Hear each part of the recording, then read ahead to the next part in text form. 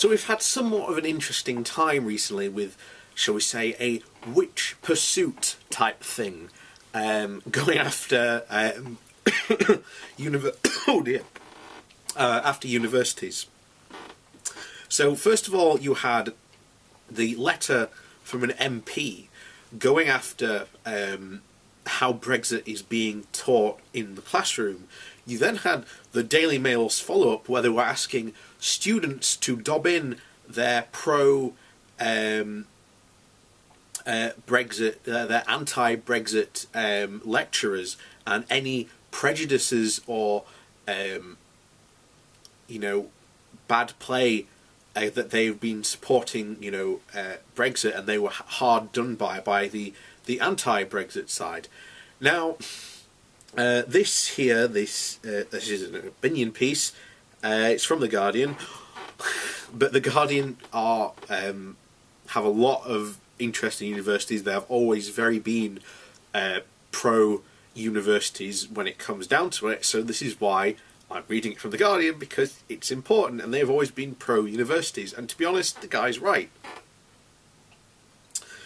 So, when the wind is blowing in a certain direction, it can be hard to avoid the bad smell. First we have Christopher Henton Harris, MP's extraordinarily inept and potentially sinister letter to all Vice-Chancellors demanding to know what was being taught about Brexit and the names of those teaching it.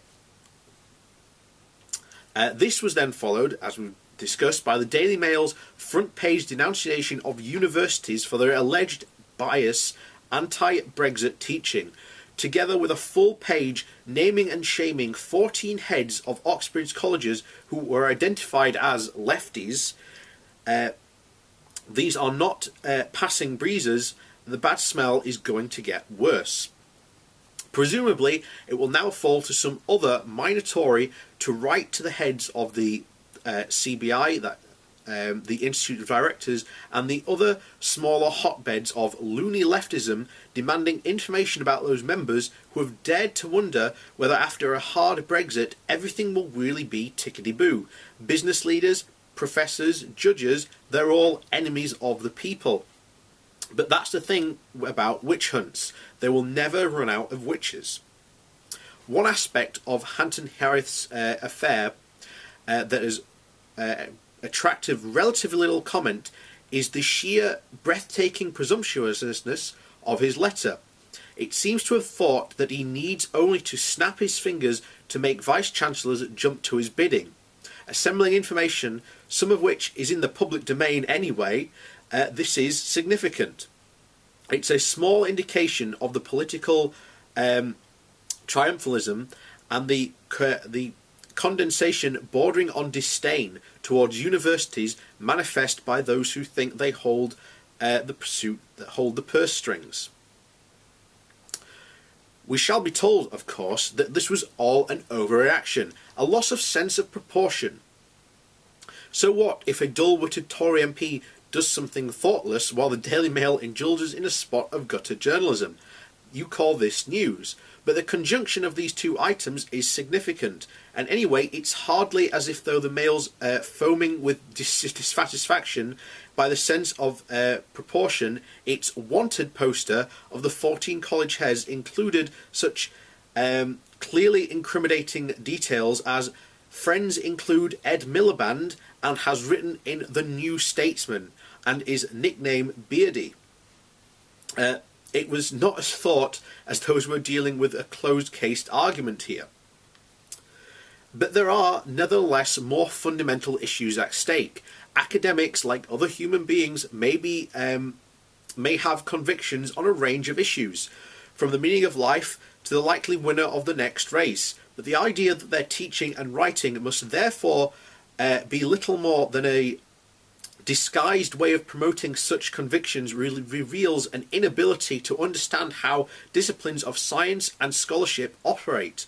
It reveals the self-defeating reductionism of such paranoid thinking, since it presumes that we all have prejudices, and that the only difference being that my prejudice is right and yours is wrong. Similarly, those attacks betrayed by a patronising attitude towards students whom it is implied will passively imbue whatever is put before them. University students, in my experience, are a lot more intelligent, individual, and counter-sensible than that. In fact, the pro-Brexit witch hunters are missing a trick. They ought to welcome attempts at indoctrination by anti-Brexit academics, since there could be no better way to provoke students to think Brexit must have a lot going for it. And provoking students to think, really think, is one of the reasons we have universities in the first place. Part of what is so depressing about the recent attacks and others like them, and like them at the demonstration, yet again, that the attackers don't value or perhaps don't even believe in inquiry, evidence and argument. Because if you do believe in those things, you have to accept that society needs to provide a partly protected space where such disciplinary inquiry has priority over all more presumptive purposes. And that may mean lots of people coming with conclusions you don't like. Defence of freedom of thought only have bite when the thoughts being safeguarded include the ones you fundamentally disagree with. The University of Chicago has put its name to an excellent statement about the importance of free speech on campuses, part of which says, for members of the university community, as for the university itself, the proper response to the ideas they find offensive, unwarranted and dangerous is not indifference, obstruction or suppression. It is instead to engage in a robust counter-speech that challenges the merits of those ideas and expresses them for what they are. To this end, the university has a solemn responsibility not only to promote a lively and fearless freedom of debate and deliberation, but also protect that freedom when others attempt to restrict it. Just so, let's not forget that this implies to the ideas some students prefer not to encounter or speech they might prefer not to hear. Let's also not forget the more indirect and perhaps more insidious ways in which others may attempt to restrict that freedom. Meanwhile, having shown himself so intensely concerned with the teaching of European politics in British universities, I'm sure Mr. Heaton Harris will be delighted to know that after his letter to Vice-Chancellors is on the way becoming a set text. After all, it has several merits for that purpose. In short, representative, revealing, and already exist in multiple copies. So, this is the main argument that I made when this first came out. You know, the right and people like Sargon, surprisingly, have stayed very quiet about this. Very quiet. Because Sargon, for all his talk about being pro-Brexit since the vote has happened, has been very, very conspicuously silent. In fact, it's deafening the amount of silence that he puts out on this subject, considering how hard he campaigned for it. And yet, here you have an actual case of potential censorship of people who are in power and who can potentially affect rules to such, but he'd rather complain about SJWs who currently have no power and haven't made any changes despite this being going on for 5 or 10 years. No, not even that. Let's be generous and say 2014. Can anyone name any real changes that have affected universities and the way they teach in this time? Can anyone actually name a law that says this subject has been been blocked from being taught at universities? No, this is absolutely false. But here you have a case of a guy, and by the way, his excuse was, oh, he's writing a book. That was his excuse, and that has come out. So 12 months from now, I'm expecting him to release said book, although I highly suspect he won't, given the reaction that he got. And of course, you have the Daily Mail.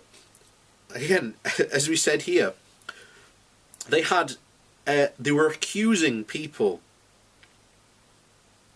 They were accusing these people of being, you know, lefties friends with Ed Miliband, has written in the New Statesman and is nicknamed Beardy. That was their crime, that they dared have an opinion, an academic opinion. I'll add on that, and you know, you look at where the anti-Brexit response has generally been coming from. It's been more coming, you know, you've got people from the business community, lawyers, judges.